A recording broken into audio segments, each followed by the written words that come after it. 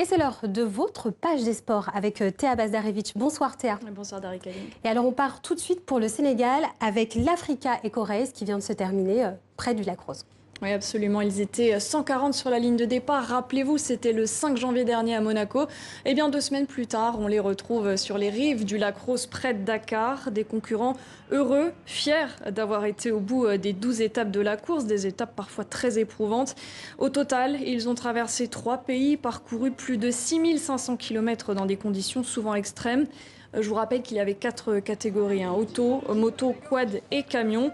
En auto, c'est le duo français Patrick et Lucas Martin qui termine à la première place. Le père et son fils ont pris de l'avance très tôt, leader dès la 3e étape. Ils ont conservé la tête de la course. En moto, c'est l'Italien Alessandro Bottori qui s'impose en 48 heures et 47 minutes. Sur sa Yamaha, il avait déjà remporté l'Africa Eco Race l'an passé. Notre correspondant William Delesseux était sur place aujourd'hui. Il a recueilli leur réaction à l'issue de la course. Bon, évidemment, on est très contents. Mon fils et moi, c'est une expérience unique. Et on voulait vivre une aventure tous les deux. Et en plus, on gagne l'aventure. Donc c'est vraiment fantastique. Aujourd'hui est un jour particulier pour moi. Gagner à nouveau la course ici, au lac Rose, où tous les mythes, toutes les stars du Paris-Dakar sont arrivés et passés. C'est une grande émotion pour moi. Et allez, on quitte le lac Rose pour Tunis. Tunis qui accueille la 24e édition de la CAN de handball.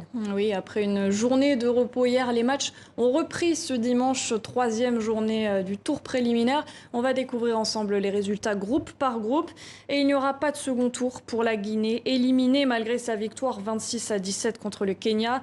Les Égyptiens, eux, étaient déjà qualifiés. Ça ne les a pas empêchés de s'imposer une fois de plus. 3 victoires en 3 matchs. Dans le groupe B, victoire de l'Angola et du Nigeria, 31-26 et 31-24. Les champions d'Afrique, les Tunisiens n'ont pas flanché. Dans le groupe C, comme l'Égypte, le pays hôte du tournoi réalise un sans faute et remporte son dernier match. Et puis enfin, dans le choc du groupe D, le Maroc et l'Algérie, déjà qualifiés, s'affrontaient pour la première place. Avantage au Fennec qui termine donc ce tour préliminaire en tête.